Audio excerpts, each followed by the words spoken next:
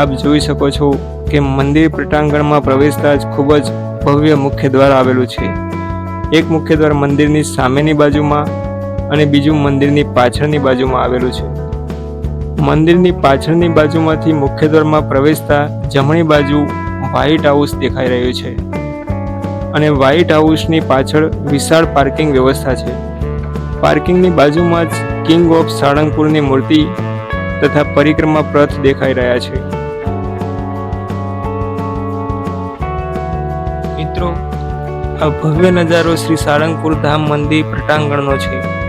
શ્રી કષ્ટભંજન દેવની શરણમાં આવેલો જીવ ક્યારેય ખાલી હાથે પાછો ગયો નથી. તેમની મનોકામના સદૈવ પૂર્ણ થઈ છે. દાદાના દર્શન, સાધના અને સેવાથી એક નહીં પણ અસંખ્ય માનવીઓ અને પરિવારોએ શાંતિ, સુરક્ષા અને સુખ મેળવ્યું છે. હવે આપણે મંદિર તરફ આગળ વધીશું અને દાદાના દર્શન કરીશું.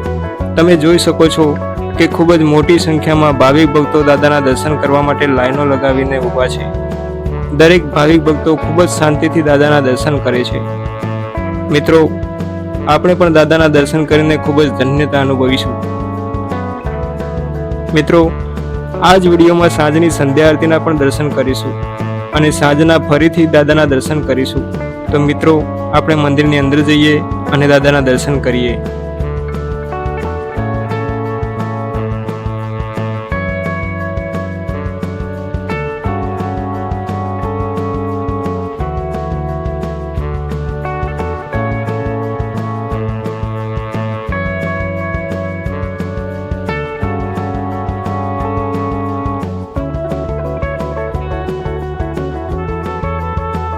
મિત્રો, મંદિરમાંથી બહાર નીકળ્યા બાદ મંદિરની પાછળની તરફમાં આગળ વધીએ તો કિંગ ઓફ સાળંગપુર દાદાની મૂર્તિના દર્શન થઈ રહ્યા છે.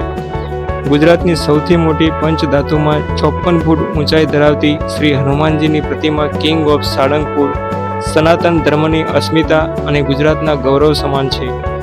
5 એપ્રિલ 2023ના રોજ હનુમાન જયંતિની પૂર્વ સંધ્યાએ આ પ્રતિમાનું અનાવરણ સ્વામિનારાયણ સંપ્રદાયના વડતાલ પીઠના પરમ પૂજ્ય ધર્મધુરંધર 1008 આચાર્ય શ્રી રાકેશ પ્રસાદજીના મહારાજના હસ્તે કરવામાં આવ્યું હતું. તેનું વજન 30,000 કિલો છે, જે લગભગ 5,000 વર્ષ સુધી અડીખમ રહે તેટલી મજબૂત અને ભૂકંપ પ્રતિરોધક ક્ષમતા ધરાવે છે.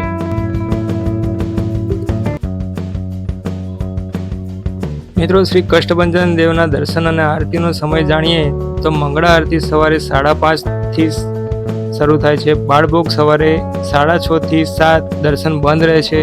શણગાર આરતી સવારે 7 વાગે શનિવાર, મંગળવાર અને પૂનમના દિવસોમાં જ થાય છે. રાજભોગ થાળ સવારે 10:30 થી 11 ત્યારે દર્શન બંધ રહે છે. બપોરે 12 થી 3:15 દર્શન બંધ રહે છે. સંધ્યા આરતી સાંજના સમય અનુસાર થશે. સંધ્યા આરતી પહેલા 15 મિનિટ દાદાના દર્શન બંધ રહે છે અને શયન એટલે કે દર્શન બંધ રાત્રે 9 વાગ્યા પછી થાય છે. મિત્રો, મંદિરની પાછળની બાજુમાં શ્રી કષ્ટભંજન દેવ અલ્પાહાર ગ્રહ છે, જ્યાં તમને ચા નાસ્તાની સગવડ મળી રહેશે.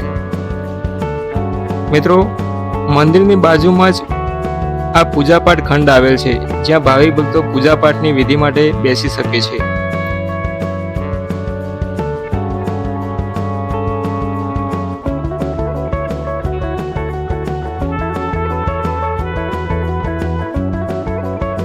મિત્રો, આ વડતાલ ધામ ધાર્મિક સ્ટોર છે. અહીંયા પૂજાપાઠમાં બેસવાનું હોય તેવા વ્યક્તિઓએ ટોકન લેવું, પછી પૂજાપાઠને લગતી સામગ્રી તેમને અહીંથી મળી રહેશે તથા અહીંયા પ્રસાદીનું જળ પણ મળી રહેશે. મિત્રો, આ વડતાલ ધામ ધાર્મિક સ્ટોરની આપણે મુલાકાત લઈશું અને અંદર જઈએ તો આ મિત્રો વડતાલ ધામ ધાર્મિક સ્ટોરની અંદરનો નજારો છે. અહીંયા મિત્રો શ્રી કષ્ટભંજન દેવની મૂર્તિ, ફોટા, માદળિયા, દોરા, આયુર્વેદિક દવાઓ, કિચેન, ધાર્મિક પુસ્તકો, તોરણ, માળા, અગરબત્તી, ધૂપ વગેરે ધાર્મિક વસ્તુઓ મળી રહેશે.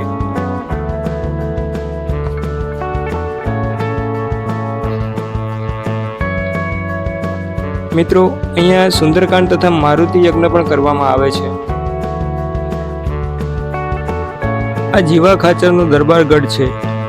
જીવા ખાચરના દરબારગઢની બાજુમાં જ ફ્રી લોકર રૂમ તથા ફ્રી વ્હીલચેરની સુવિધા મળી રહેશે.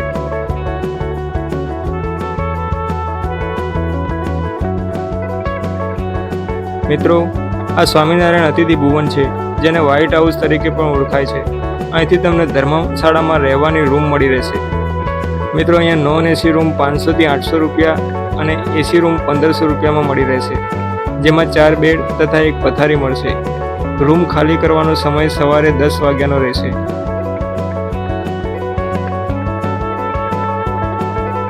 મિત્રો, આ કષ્ટભંજન દેવ અતિથિ ભવન છે, જ્યાં અમે રૂમ લીધી હતી.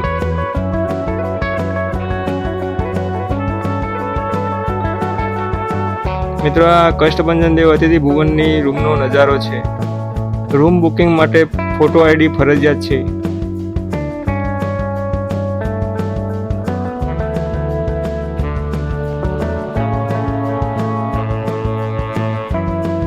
મંદિર પ્રટાંગણમાં મહાદેવજીનું મંદિર આવેલું છે.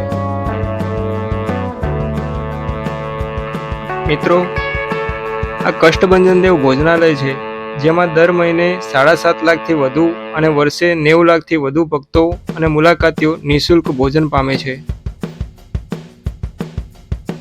મિત્રો, હવે સાંજ પડી ગઈ છે અને આ સંધ્યા સમયનો નજારો છે. હવે આપણે દાદાની સંધ્યા આરતીના દર્શનનો લાહવો લઈશું. મિત્રો, આ સંધ્યા આરતીનો નજારો છે. સંધ્યા આરતી શરૂ થઈ ગઈ છે. તમે જોઈ શકો છો કે સંધ્યા આરતીમાં ભાવિક ભક્તો ખૂબ જ મોટી સંખ્યામાં ભાગ લે છે અને આરતીના દર્શન કરીને ધન્ય થાય છે. મિત્રો, આ દ્રશ્ય સંધ્યા આરતીના છે.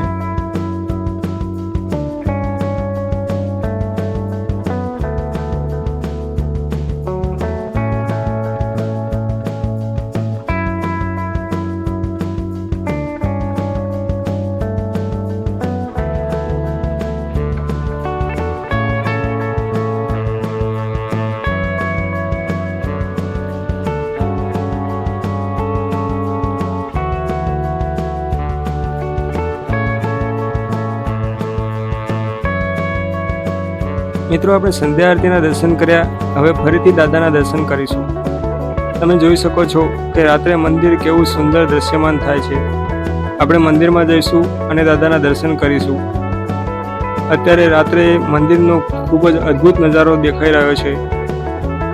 અત્યારે પણ ખૂબ જ મોટી સંખ્યામાં ભાવિક ભક્તો દર્શન કરવા માટે લાઈનો લગાવીને ઊભા છે.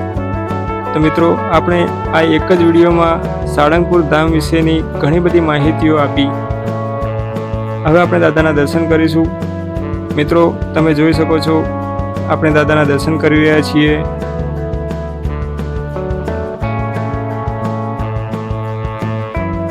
મિત્રો, આપણે દાદાના દર્શન કર્યા અને ખૂબ જ ધન્યતા અનુભવી. મિત્રો, જો આ વિડીયો ગમ્યો હોય તો લાઈક કરજો, શેર કરજો અને હા, મારી ચેનલને સબસ્ક્રાઈબ કરવાનું ભૂલતા નહીં. અને આવા નવા વિડીયો જોવા માટે મારી સાથે બન્યા રહેજો. જય શ્રી કષ્ટભંજન દેવ.